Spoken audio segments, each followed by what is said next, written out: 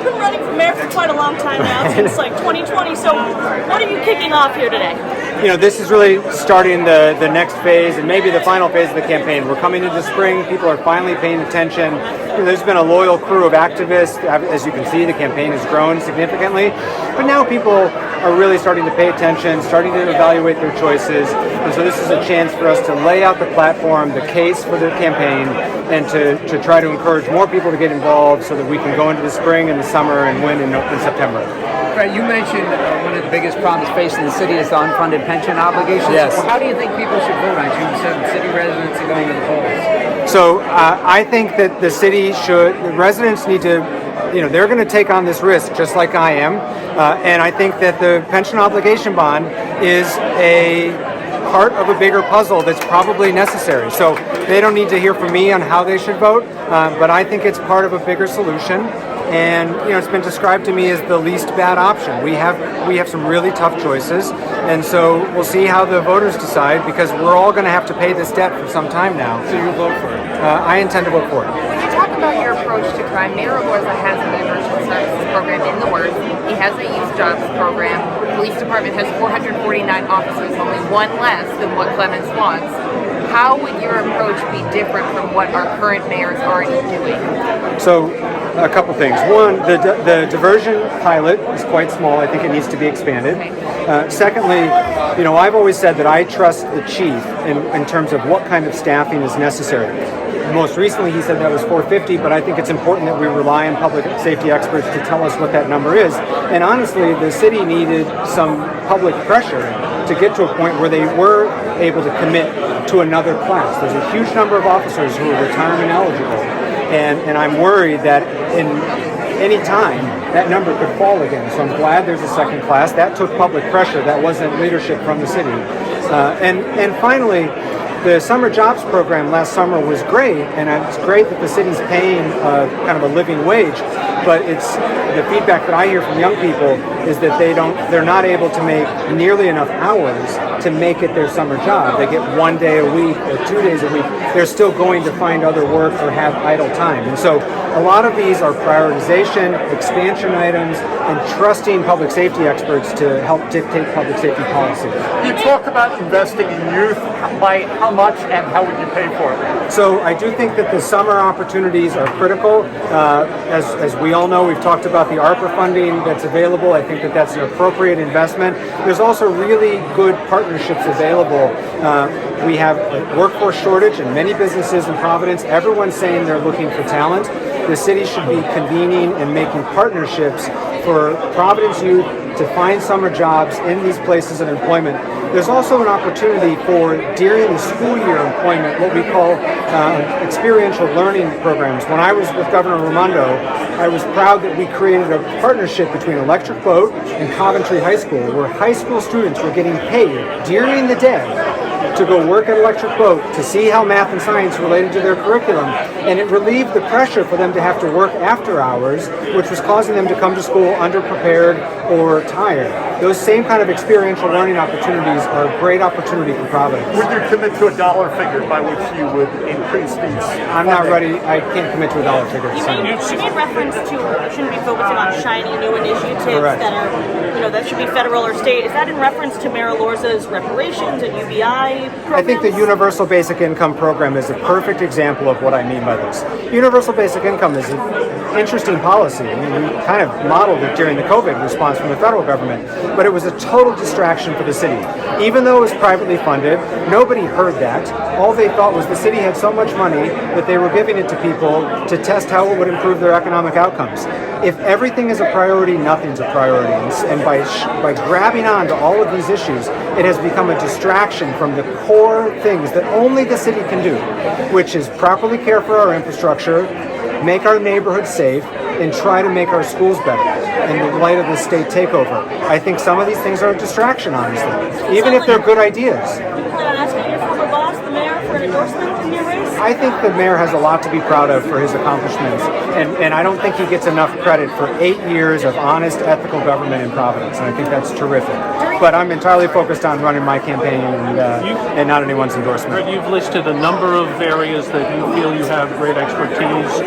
Do you see technocrat as a dirty word? Do you think that's apt in your case? I certainly don't think technocrat's a dirty word. I will say, as I've been campaigning now for over a year and listening to folks in the neighborhoods about what they raise as their top issues, it's these quality of life issues. It's snow removal, it's filling potholes, it's feeling like they don't see a police officer frequently enough in their neighborhood, and it's the state of their kids' schools.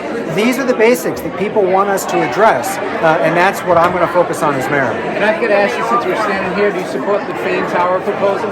We'll be right behind you. So that's working its way through the legal process. I think the worst possible outcome is that we get a half-built building.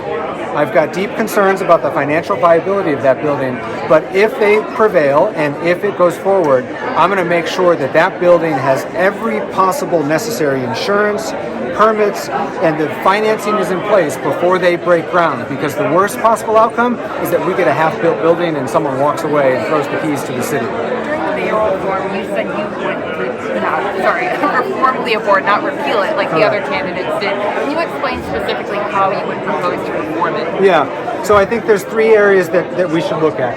One is in the arbitration panel. I think we should look at expanding that panel, either with folks with legal or law enforcement experience, but civilians, so things like retired judges or others who can provide a more impartial balance to that panel. I think that we should work to expand the number of days that an officer could be disciplined. And maybe most importantly, particularly in light of the fact that everyone's got a cell phone camera these days, is to free up the department leadership to be able to talk about an incident while a proceeding is ongoing. Because what ends up happening is now everybody's got a video of what happened, but department leadership and the mayor are unable to talk about what happened. And it's frustrating to residents. It can be hard for the families and those impacted by whatever the incident was. And so I think we need to really re-examine how much we can talk about during that process and acknowledge that we're in a whole new world, that there is video every minute of the day. Following up on that, what about SROs in schools? So I support allowing for school leaders, principals, to make a decision on what's most appropriate for their school building. And whether that's an SRO, additional mental health counselors, maybe another school nurse, I think that decision should be made at the school level about what's most appropriate for that school building. Could you speak a little bit to climate change? Because I didn't hear a lot about that. Sure.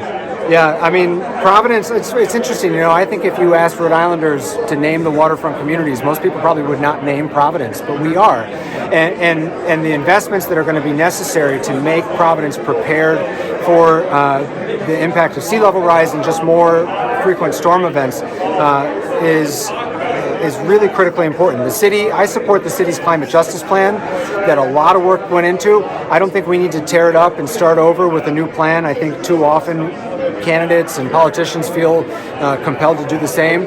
I'm most focused on how can the city proper do a better job of greening our buildings, electrifying our fleet, making our port more resilient to sea level rise and violence and storms, and then working with partners to actually find economic opportunity in this space as well in the form of wind energy. Some of the tech startups that are in this very building are helping both make our country greener, but also creating good jobs. It doesn't seem as though raising money is going to be an issue for you, or a problem for you. Well, I'm certainly proud of the support that we've been able to raise. We've received financial support throughout the city, throughout the state, who know that they have a stake in a healthy, vibrant, solvent Providence. How much is it going to take to run this race? Well, as of the end of the year, I had over $500,000 in the bank.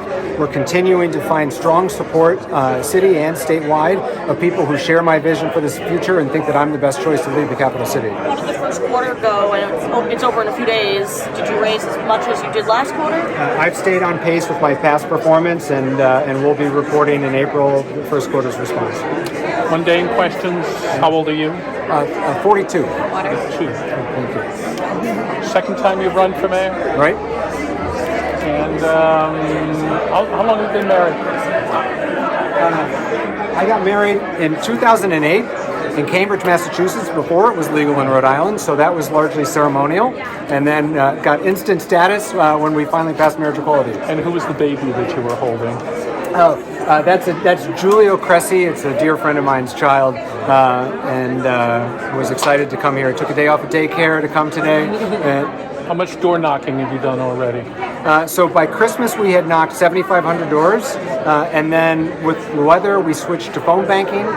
We've been phone banking ever since New Year's, and probably next week as the weather starts to turn we'll be back on the doors. Too cold today, right? Too cold today. All right. Yeah. Thank you guys. Thank you.